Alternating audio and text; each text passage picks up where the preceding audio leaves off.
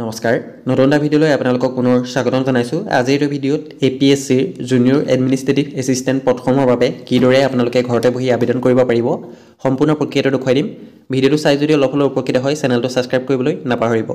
প্ৰথমতে যিকোনো এটা ব্ৰাউজাৰত apsc.nic.in বুলি সাৰ্চ কৰি লওক। মোবাইলত যদি কৰি আছে আপোনালোকে মোবাইলৰ ক্ৰম ব্ৰাউজাৰটো ডেস্কটপ মোডটো অন কৰি ল'ব, তেতিয়া কৰিবলৈ অলপ সুবিধা হ'ব। তাৰ পাছত আপোনালোকে APSC যেটো অফিচিয়েল ওয়েবসাইট হেতু লগইন কৰি লোৱাৰ পাছত তললে স্ক্ৰল কৰিব। লেটেষ্ট ৰিক্ৰুটমেন্ট এডভাৰটাইজমেন্ট অপচনটোত আপোনালোকে ক্লিক কৰিলে গুটিখিনি এডভাৰটাইজমেন্ট দেখিবলৈ পাব। প্ৰথম যেটো আছে 2024 দেখিছে 24/2024 জুনিয়ৰ এডমিনিষ্ট্ৰেটিভ এছিষ্টেণ্ট,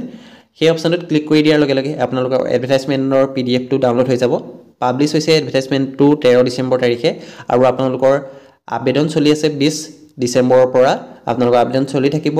জানুৱাৰী 9 তাৰিখলৈকে। জানুৱাৰী 9 তাৰিখৰ আগত আপোনালোকে আবেদন কৰিব লাগিব। এতিয়া মই এডভাৰটাইজমেন্টৰ PDF টো ওপেন কৰি দেখুৱাই দিছো। তাতে গুটিখিনি ডিটেইলছত দিয়া হৈছে। আপোনালোকে যদি ডাউনলোড কৰি নিজে চাওঁ বুলি ভাবে ডেসক্ৰিপচনতে মই লিংকটো দি ৰাখিম, তাৰ পৰা আপোনালোকে ডাউনলোড কৰি ল'ব পাৰিব। যেতিয়া আপোনালোকে জুনিয়ৰ এডমিনিষ্ট্ৰেটিভ এছিষ্টেণ্ট অপচনটোত যেতিয়া আপুনি ক্লিক কৰিব তেতিয়া আপোনালোকৰ সন্মুখত যেটো PDF আছে PDF টো আপোনালোকৰ ডাউনলোড হৈ যাব। অকমান সময় ওয়েট কৰি দিব। তাৰ পাছত দেখিছে মোৰ এডভাৰটাইজমেন্টৰ PDF টো ডাউনলোড হৈ গৈছে। অসম লোক সহায় আয়োগ ইয়াত দেখিবলৈ পাইছে। নেম অফ দা পোষ্ট দিয়া হৈছে junior administrative assistant. Total vacancy মুকলি হৈছে 14টা, 14টা ভেকেন্সি মুকলি হৈছে। ক্যাটাগৰি ওয়াইজ ভেকেন্সিসমূহ ভাগ কৰি দিয়া হৈছে। আপোনালোকে চাই ল'ব পাৰে ওপেন ক্যাটাগৰি বা আপোনালোকৰ SC OBC ৰ কাৰণে কিমান ৰিজাৰ্ভেশন আছে সেইখিনি আপোনালোকৰ ইয়াত দেখিবলৈ পাব। তাৰ পাছত আপোনালোকৰ ইয়াত স্যালাৰি ষ্ট্ৰাকচাৰটো দিয়া হৈছে। পে স্কেলটো আপোনাৰ 14000 পৰা 70000 টকাৰ ভিতৰত হ'ব। গ্ৰেড পেটো আপোনালোকৰ 8700 টকা। তাৰ পাছত দেখিছে এডুকেশ্যন কোৱালিফিকেশনটো দিয়া হৈছে। যিকোনো ষ্ট্ৰীমৰ পৰা আপোনালোকে গ্ৰেজুৱেট কৰিলে এই পদটোৰ বাবে আবেদন কৰিব পাৰিব। ইয়াত দেখিছে bachelor degree in arts, commerce, science যিকোনো ষ্ট্ৰীমৰ পৰা আপোনালোকে যদি গ্ৰেজুৱেচন কমপ্লিট কৰি ৰাখিছে তেনে ক্ষেত্ৰত আপোনালোকে এই পোষ্টৰ বাবে আবেদন কৰিব পাৰিব। লগতে আপোনালোকৰ প্ৰয়োজন হ'ব এখন 6 মহীয়া কম্পিউটাৰ সাৰ্টিফিকেট। যদি আপোনাৰ এবছৰ আছে তেনে ক্ষেত্ৰতো পাৰিব। মিনিমাম আপোনালোকৰ 6 মান্থৰ কম্পিউটাৰ সাৰ্টিফিকেট এখন থাকিব লাগিব, য'ত নেকি আপোনালোকে MS Word, Excel, PowerPoint এইখিনি আপোনালোকে জানিব লাগিব। ইয়াত ডিটেইলছত কৈ দিয়া হৈছে। তাৰ পাছত এলিজিবিলিটি ক্ৰাইটেৰিয়াত আপোনালোকৰ ইয়াত কোৱা হৈছে যে আপোনালোকৰ এমপ্লয়মেন্ট এক্সচেঞ্জ কাৰ্ড থাকিব লাগিব, পাৰ্মানেন্ট ৰেসিডেন্ট আসামৰ হ'ব লাগিব। বাকি আপোনালোকৰ বয়সটো দি থোৱা হৈছে 21 বছৰৰ পৰা 40 বছৰৰ বয়সত আপোনালোকৰ হলে আবেদন কৰিব পাৰিব। আৰু লগতে আপোনালোকৰ ক্যাটাগৰি ওয়াইজ কিছুমান ৰিলেক্সেশনো বাই দিয়া হৈছে, যেনেকৈ SC ST ৰ বাবে 5 বছৰ, OBC ৰ বাবে 3 বছৰ, PWD কেণ্ডিডেটৰ বাবে 10 বছৰ। এইখিনি আপোনালোকে নিশ্চয় দেখিবলৈ পাইছে। গুটিখিনি আপোনালোকে ডিটেইলছত PDF টোতে পাই যায়। তাৰ পাছতে আপোনালোকক প্ৰয়োজন হ'ব দা স্মল ফেমিলি নৰ্মছ যিখন ফৰ্ম আছে সেই ফৰ্মখন আপোনালোকৰ প্ৰয়োজন হ'ব। সেইখন ডাউনলোড কৰি প্ৰিন্ট কৰি উলিয়াই ফিল আপ কৰি আপলোড কৰিব লাগিব। কিদৰে কৰিব মই পৰৱৰ্তী সময়ত দেখুৱাই দিমেই। তাৰ পাছত আপোনালোকৰ ষ্টাৰ্টিং ডেট হৈছে 20 ডিসেম্বৰ আৰু ক্লোজিং ডেট হৈছে 9 জানুৱাৰী 2025। লাষ্ট ডেট পেমেন্টৰ লাষ্ট ডেট হৈছে 11 জানুৱাৰী 2025। আপোনালোকে এটা পেমেন্ট কৰিব লাগিব। পেমেন্ট হৈছে general, SC OBC BPL candidate সকলোৰে বাবে সেম পেমেন্ট আপোনালোকে কৰিব লাগিব। 47.20 रुपीस পেমেন্ট কৰিব লাগিব আপোনালোকে, ঠিক আছে। 47.20 रुपीस পেমেন্ট কৰিব লাগিব। তাৰ পাছত ইয়াত আপোনালোকৰ কিছুমান সিলেকশন প্ৰসেসটো দেখুৱাই দিয়া হৈছে কিদৰে আপোনালোকৰ পৰীক্ষাখিনি অনুষ্ঠিত হ'ব, কি সাবজেক্টৰ ওপৰত আপোনালোকৰ হ'ব। প্ৰথমতে OMR হ'ব, তাৰ পাছত আপোনালোকৰ দুটা পৰীক্ষা পতা হ'ব। ইয়াত গুটিখিনি আপোনালোকে পেপাৰ 1 ফেজ 1 ফেজ 2 দুটা পতা হ'ব। তাৰ পাছত আপোনালোকৰ ইন্টাৰভিউ হ'ব। গুটিখিনি ইয়াত দিয়া হৈছে আৰু স্কিল টেষ্ট হ'ব আপোনালোকৰ কম্পিউটাৰ স্কিল টেষ্ট। এই গুটিখিনি আপোনালোকৰ PDF টোত আপোনালোকে পাই যাব। এইটো দেখিছে আপোনালোকে কি সাবজেক্টত ওপৰত হ'ব সেইখিনিও দিয়া হৈছে, ক'ত কিমান মাৰ্ক আহিব সেইখিনিও দিয়া হৈছে। হাউ টু এপ্লাইত আপোনালোকৰ গোটেই প্ৰসেসটো বিষয়ে ইয়াত বুজাই দিয়া হৈছে। দেখিছে আপোনালোকে সম্পূৰ্ণ প্ৰসেসটো ইয়াত দেখুৱাই দিয়া হৈছে। এতিয়া আবেদন কৰিবৰ বাবে আপোনালোকে প্ৰথমতে যেটো অফিচিয়েল ওয়েবসাইট আছে হেতু আপোনালোকে লগইন কৰি লওক। তাৰ পাছত আপোনালোকে দেখিছে এপ্লাই হিয়াৰ অপচনটো আপোনালোকে নিশ্চয় দেখিছে, তাত আপোনালোকে ক্লিক কৰি দিব। তাৰ পাছতে আপোনালোকৰ যেটো এপ্লাই কৰা পেজ আছে এই পেজটো খোল খাব। দেখিছে মোৰ ইয়াত লগইন আৰু ৰেজিষ্টাৰ কৰা দুটা অপচন আহিছে। যদি আগতে আপোনালোকে APSC ৰ যিকোনো এক্সামৰ বাবে আবেদন কৰিছে তেনে ক্ষেত্ৰত আপোনালোকে ডাইৰেক্ট লগইন কৰি ল'ব পাৰিব। যদি প্ৰথমবাৰ APSC ওয়েবসাইটত ৰেজিষ্টাৰ কৰিছে তেনে ক্ষেত্ৰত ৰেজিষ্টাৰ অপচনটোত ক্লিক কৰি প্ৰথমতে এটা একাউণ্ট ক্ৰিয়েট কৰি ল'ব লাগিব, য'ত আপোনালোকে প্ৰথমতে যিখিনি আপোনাৰ পাৰ্সোনাল ইনফৰমেশন আছে সেইখিনি আপোনালোকে প্ৰথমতে ফিল আপ কৰিব লাগিব। নিজৰ নাম, ফাদাৰ নেম, মাদাৰ নেম, জেন্ডাৰটো সিলেক্ট কৰিব, ইমেইল ID, মোবাইল নাম্বাৰ শুদ্ধকৈ ফিল আপ কৰিব, ডেট অফ বাৰ্থটো শুদ্ধকৈ ফিল আপ কৰিব। তাৰ পাছত আপোনালোকে কাষ্ট PWD কেণ্ডিডেট যদি হয় ইয়েস কৰিব, যদি নহয় নো কৰিব। পাৰ্মানেন্ট এড্ৰেছটোত আপোনালোকে village name, post office, police station, district গোটেইখিনি একেলগে ফিল আপ কৰিব। তাৰ পাছত পিন কোডটো ফিল আপ কৰিব এটা পাছৱৰ্ড সেট কৰি ল'ব যেহেতু লগইন কৰাৰ সময়ত সেই পাছৱৰ্ডটোৰ প্ৰয়োজন হ'ব কেপচাটো ফিল আপ কৰি জেনাৰেট OTP কৰি OTPটো ফিল আপ কৰি আপোনালোকে ৰেজিষ্টাৰ কৰি ল'ব পাৰে যেহেতু মই অলৰেডি ৰেজিষ্টাৰ কৰা আছে এবাৰ মই ৰেজিষ্ট্ৰেচন প্ৰক্ৰিয়াটো দেখুৱাই নিদিওঁ আগৰ ভিডিঅ'টো আপোনালোকে চাই ল'ব পাৰে তাত মই ৰেজিষ্ট্ৰেচন প্ৰক্ৰিয়াটো দেখুৱাই দিছোঁ যদি কিবা অসুবিধা পায় তেনেহ'লে কমেণ্ট কৰি আপোনালোকে মোক জনাব পাৰে বা হোৱাটছআপ গ্ৰুপৰ লিংক ডেছক্ৰিপশ্যনত দিয়া হৈছে তাতো জইন হৈ আপোনালোকে মোক ডাইৰেক্ট মেছেজ কৰিব পাৰে ইয়াত প্ৰথমতে দেখিছে আপোনাৰ মোবাইল নম্বৰ পাছৱৰ্ড আৰু কেপচাৰ কোডটো ফিল আপ কৰি আপোনালোকে লগইন কৰি ল'ব ৰেজিষ্ট্ৰেচন কমপ্লিট হৈ যোৱাৰ পাছত যেটো মোবাইল নম্বৰ পাছৱৰ্ড আৰু কেপচাৰ কোড ফিল আপ কৰি লগইন অপশ্যনত ক্লিক কৰি দিব তাৰপাছত দেখিছে মোৰ ডেস্কবৰ্ডটো লগইন হৈ গৈছে অলৰেডি মই প্ৰফাইলটো কমপ্লিট কৰি ৰাখিছোঁ আগৰবাৰেই মাই প্ৰফাইলত গৈ পেলাই আপোনালোকে এইদৰে প্ৰফাইলটো প্ৰথমতে কমপ্লিট কৰি ল'ব লাগিব প্ৰথমতে আধাৰৰ ডিটেইলছ তাৰপাছত আপোনালোকৰ পাৰ্চনেল ডিটেইলছখিনি এডুকেশ্যন কোৱালিফিকেশ্যন ৱৰ্ক এক্সপিৰিয়েঞ্চ তাৰপাছত ডকুমেণ্ট আপলোড এই গোটেইখিনি আপোনালোকে কৰিব লাগিব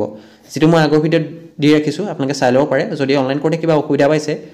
প্ৰফাইলটো ক্ৰিয়েট কৰোঁতে তেনেহ'লে কমেণ্ট কৰি জনাব তাৰপাছত আপোনালোকে ডকুমেণ্ট আপলোড কৰিব লাগিব ডকুমেণ্টত আপোনালোকে ইয়াত মোৰ গোটেইখিনি ডকুমেণ্ট আপলোড কৰা আছে অলৰেডি দেখিছে আধাৰ কাৰ্ড BPL তাৰপাছত গোটেইখিনি all semester marksheet final degree certificate final marksheet গোটেইখিনি মোৰ আপলোড কৰা আছে আপোনালোকে এইখিনি এবাৰ চাই ল'ব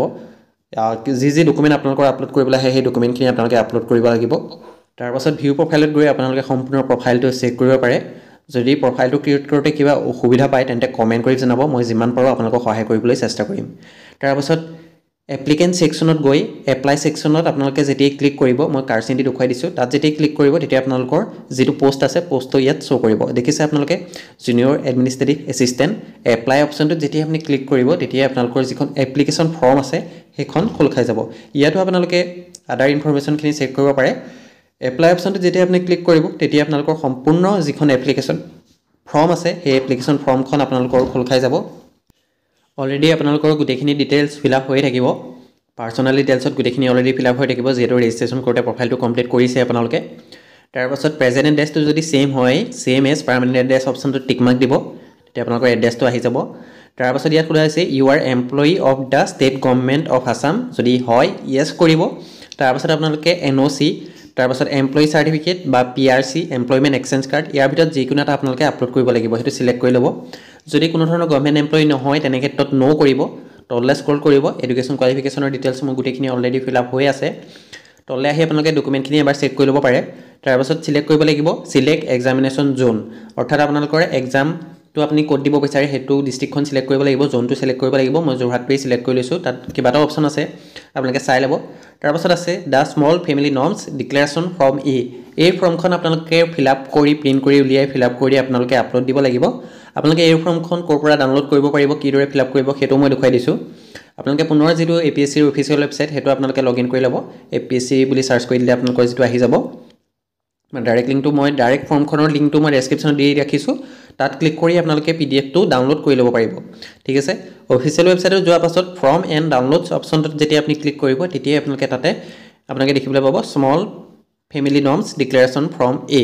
ডাউনলোড অপশ্যনটোত ক্লিক কৰি দিয়াৰ লগে লগে আপোনালোকৰ সন্মুখত ফৰ্মখন এইদৰে ডাউনলোড হৈ যাব ইয়াত দেখিছে ডিক্লেৰেশ্যন ফৰ্ম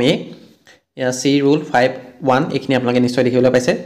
তাৰপাছত এইখন কেনেকৈ ফিল আপ কৰিব সেইটো মই দেখুৱাই দিছোঁ প্ৰথমতে আপোনালোকে নিজৰ নামটো দিব লাগিব শ্ৰীমতী তাৰপাছত আপোনাৰ যিটো নিজৰ নাম আছে নামটো ইয়াত শুদ্ধকৈ ফিল আপ কৰিব তাৰপাছত চন ডটাৰ হাজবেণ্ড ৱাইফ এইটো আপোনালোকে চন অফ ক্লিক কৰি পেলাই আপোনালোকে ফাদাৰ নেমটো দিব পাৰে বা ডটাৰ অফ ক্লিক কৰি আপোনাৰ নিজৰ ফাদাৰ নেমটো দিব পাৰে তাৰপাছত আপোনাৰ এজ বৰ্তমানলৈকে আপোনাৰ বয়সটো কিমান হৈছে এজটো ফিল আপ কৰিব লাগিব ৰেচিডেণ্ট অফ সম্পূৰ্ণ এড্ৰেছটো দিব আপোনাৰ village name post office police station pin code district গোটেইখিনি সেই লাইনটোত ফিল আপ কৰিব সৰু সৰুকৈ আপোনালোকে ফিল আপ কৰিব যাতে গোটেইটো আহি যায় তাৰপাছত দেখিছে জুনিয়ৰ এডমিনিষ্ট্ৰেটিভ এছিষ্টেণ্ট এই পোষ্টটোৰ বাবে যিহেতু আবেদন কৰিছে সেইবাবে ইয়াত সোধা হৈছে that I have filled my application for the post of ইয়াত আপোনালোকে সেই পোষ্টৰ নামটো দিব লাগিব জুনিয়ৰ এডমিনিষ্ট্ৰেটিভ এছিষ্টেণ্ট বুলি আপোনালোকে ফিল আপ কৰিব তাৰপাছত এডভাৰটাইজ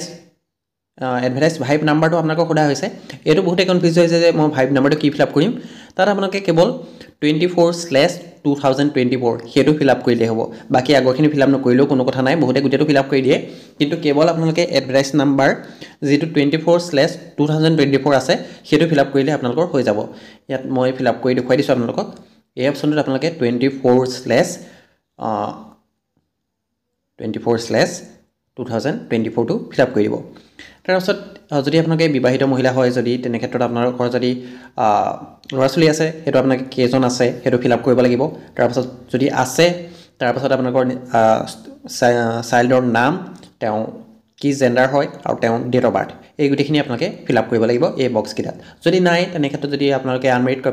আনমেৰিড হয় তেনে ক্ষেত্ৰত আপোনালোকে ক্ৰছ দি দিব পাৰে বক্সকেইটাত ঠিক আছে যদি আছে তেনেহ'লে নাম ছেক্স আৰু আপোনালোকৰ যিটো ডেট অফ বাৰ্থ আছে সেইখিনি আপোনালোকে ফিল আপ কৰি ল'ব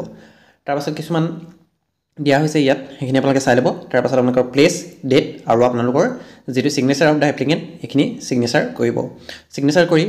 আপোনালোকে এখন ভালদৰে স্কেন কৰি PDF আকাৰে আপোনালোকে ছেভ কৰি ল'ব ইয়াত আপোনালোকে PDF আকাৰে আপলোড কৰিব লাগিব PDFৰ চাইজটো 5 MB ভিতৰত হ'ব লাগিব তাৰপাছত দিয়া আছে ভেলিড এমপ্লয়মেণ্ট এক্সচেঞ্জ কাৰ্ড বা PRC ইয়াত দেখিছে আপোনালোকে এমপ্লয়মেণ্ট এক্সচেঞ্জ কাৰ্ড বা PRC ইয়াৰ দুটাৰ ভিতৰত আপোনালোকে যিকোনো এটা আপলোড কৰিলেই হ'ব ইয়াত আপোনালোকে ব্ৰাউজ অপশ্যনত গৈ আপোনালোকে PDFটো চিলেক্ট কৰি ল'ব যদি এমপ্লয়মেণ্ট এক্সচেঞ্জ কাৰ্ডখনত আপোনালোকে আপডেট কৰা নাই কোৱালিফিকেশ্যন আপডেট হওক বা আপোনালোকে আপডেট যদি কৰা নাই তেনে ক্ষেত্ৰত আপোনালোকে আপডেট কৰি ল'ব কিদৰে আপডেট কৰিব লাগিব তাৰ ওপৰত ডিটেইলছত ভিডিঅ' বনাই দি ৰখা হৈছে ডেছক্ৰিপশ্যনত দিয়া হৈছে আপোনালোকে চাই ল'ব পাৰে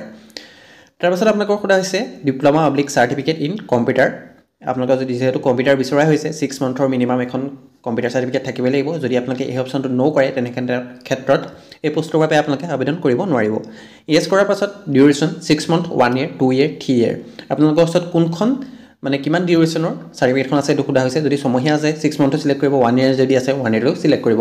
যদি PGDCA আছে PGDCA যদি DCA আছে DCA তেনে ক্ষেত্ৰত আপোনালোকৰ ওচৰত কোনখন চাৰ্টিফিকেট আছে সেইটো ফিল আপ কৰি আপলোড কৰি দিব আণ্ডাৰটেকিংটো টিক মাৰ্ক দি প্ৰিভিউ এপ্লিকেশ্যন অপশ্যনটোত আপোনালোকে ক্লিক কৰি দিব প্ৰিভিউ এপ্লিকেশ্যন অপশ্যনটো ক্লিক কৰি দিয়াৰ লগে লগে আপোনালোকৰ সন্মুখত সম্পূৰ্ণ ফৰ্মখন আহি যাব দেখিছে আপোনালোকে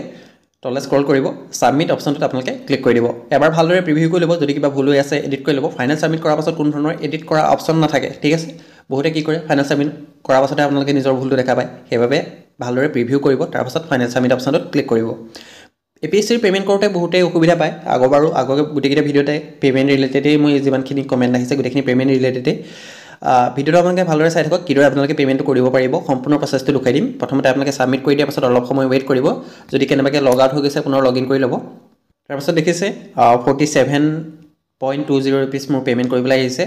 পে নাও অপশ্যনটোত আপোনালোকে ক্লিক কৰি দিব অলপ সময় ৱেইট কৰিব পে নাও অপশ্যনটো ক্লিক কৰি দিয়াৰ পাছতে আপোনালোকৰ পেমেণ্ট মেথডখিনি আপোনালোকৰ চিলেক্ট কৰিবলৈ আহিব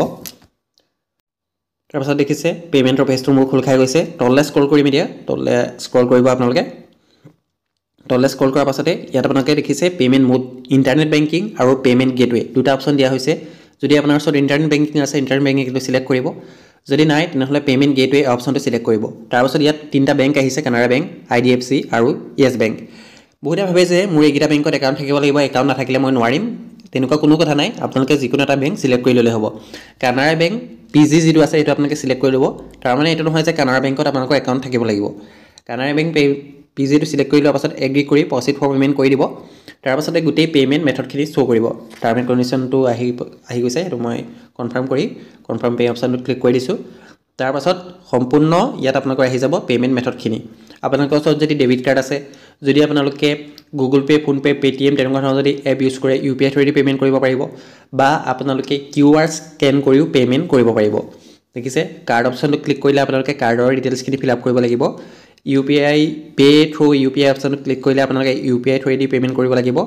আৰু এটা অপশ্যন আছে পে থ্ৰু QR কোড দেখিছে পে থ্ৰু QR কোড অপশ্যনত যেতিয়া আপুনি ক্লিক কৰিব তেতিয়া আপোনালোকৰ সন্মুখত QR কোডটো জেনেৰেট হৈ যাব এই QR কোডটো স্কেন কৰি আপোনালোকৰ ওচৰত যদি ফোন পে গুগল পে তেনেকুৱা ধৰণৰ আছে স্কেন কৰি পেমেণ্টটো কৰি দিলে আপোনালোকৰ পেমেণ্টটো হৈ যাব মোবাইলতো যদি কৰি আছে মোবাইলটো অতি সহজতে কৰিব পাৰিব জেনেৰেট QR মই কৰি দিছোঁ তাৰপাছত মোৰ সন্মুখত এটা QR জেনেৰেট হ'ব দেখিছে QR এটা মোৰ জেনেৰেট হৈ গৈছে পেজটো ৰিফ্ৰেছ কৰি নিদিব আপোনালোকে যদি আপোনালোকে পেমেণ্ট কৰিব হয় সেইটো সময়ত পেজটো ৰিফ্ৰেছ কৰি নিদিব নহ'লে আপোনালোকৰ পেমেণ্টটো পেণ্ডিং হৈ যাব দেখিছে কিউআৰটো আহি গৈছে কিউআৰটো স্কেন কৰি মই পেমেণ্টটো কৰি দিছোঁ পেমেণ্টটো কৰি দিয়াৰ লগে লগে মোৰ ওচৰত পেমেণ্টৰ ৰিচিপ্টটো জেনেৰেট হৈ গৈছে দেখিছে পেমেণ্ট ৰিচিপ্ট জেনেৰেট মোৰ হৈ গৈছে এইটোৱে আপোনালোকে অতি সহজতে পেমেণ্টটো কৰি ল'ব পাৰিব তাৰপাছত পুনৰ আপোনালোকে ওপৰত মাই এপ্লিকেণ্ট ছেকশ্যনত গৈ মাই এপ্লিকেশ্যনত ক্লিক কৰি আপোনালোকে ভিউ এপ্লিকেশ্যনত ক্লিক কৰি আপোনালোকে নিজৰ এপ্লিকেশ্যন ফৰ্মখন প্ৰিণ্ট কৰি ৰাখিব পাৰিব এইদৰে অতি সহজতে জুনিয়ৰ এডমিনিষ্ট্ৰেটিভ এছিষ্টেণ্ট পদটোৰ বাবে আবেদন কৰিব পাৰিব যদি কিবা অসুবিধা পায় তেন্তে কমেণ্ট কৰি জনাব আমি যিমান পাৰোঁ সহায় কৰিবলৈ চেষ্টা কৰিম ধন্যবাদ আজি ভিডিঅ'টো ইমানেই আছিল যদি হোৱাটছআপ গ্ৰুপত জইন হোৱা নাই তেনেহ'লে ডেছক্ৰিপশ্যনত লিংক আছে আপোনালোকে হোৱাটছআপ গ্ৰুপটোত জইন হৈ ল'ব